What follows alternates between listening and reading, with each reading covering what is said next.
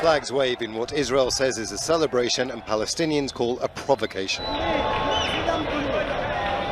The Israeli flag march, part of what's known by Israelis as Jerusalem Day, is a holiday when Israeli forces captured East Jerusalem in 1967 during the Six-Day War.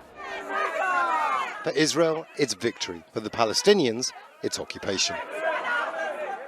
In recent years, though, ultra-nationalist Israeli groups have used the flag march to push their own agenda.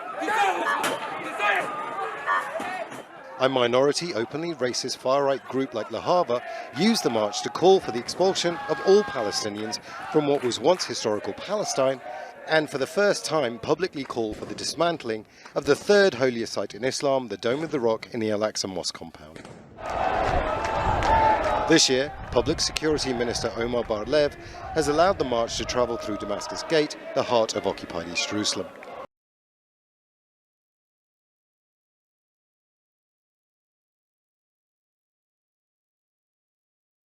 With Russia's military offensive in Ukraine showing no signs of abating, Western leaders are once again ramping up efforts to initiate peace talks between the two sides to help end the conflict.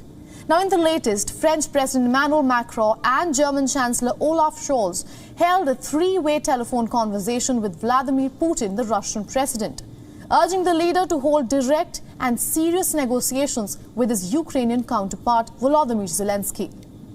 The call came as Russia's onslaught on Ukraine's Donbas region continues to intensify.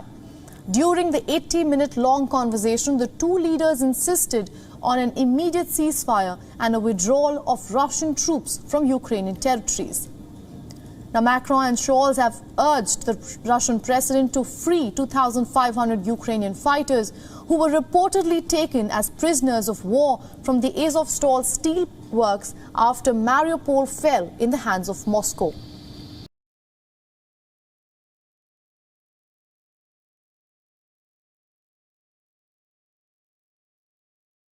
Viktor Orban is vetoing this proposal for an EU oil embargo. He says that the economic effects on Hungary and some of its neighbors would be just too severe.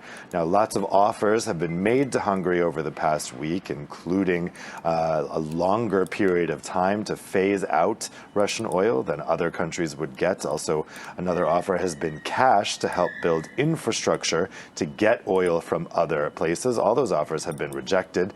The talks over the weekend focused on this possible compromise where all imports from pipelines would be exempt, so only Russian oil that comes by ship would be part of this embargo that would obviously significantly lessen the impact of the embargo.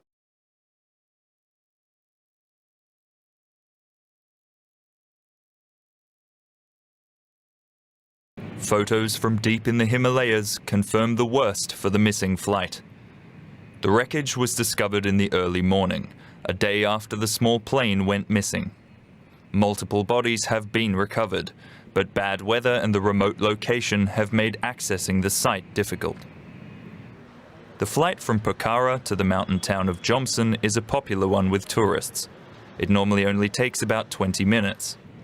But air traffic control lost contact with the aircraft shortly after takeoff. Now, authorities have confirmed that an accident occurred about 5 minutes before the plane was due to land. Experts are still assessing the cause of the crash.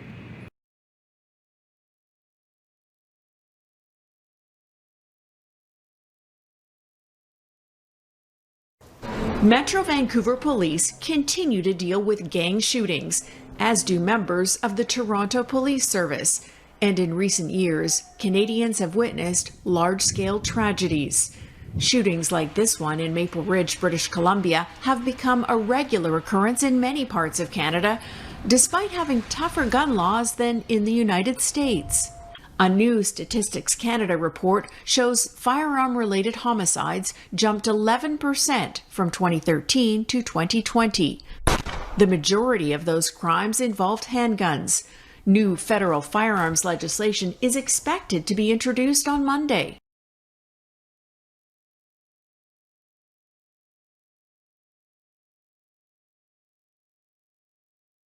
Signs here in Diyarbakir read, "What's a child doing in the mountains?"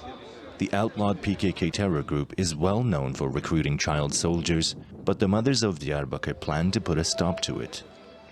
As of Sunday, they have been taking part in sit-in protests for 1,000 straight days. Many of the mothers here don't know if their children are dead or alive. They say they have been forced to endure their grief in private, but not anymore. The mothers say the HDP political party, known for its ties to the PKK, are responsible.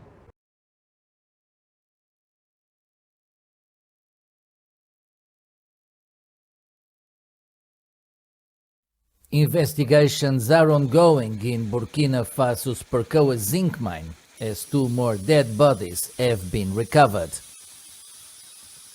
Unexpected rains flooded the mine 6 weeks ago, trapping 8 miners working at a depth of more than 500 meters. Rescue efforts continue, and experts have been flown in from Canada, Australia and South Africa to help with operations.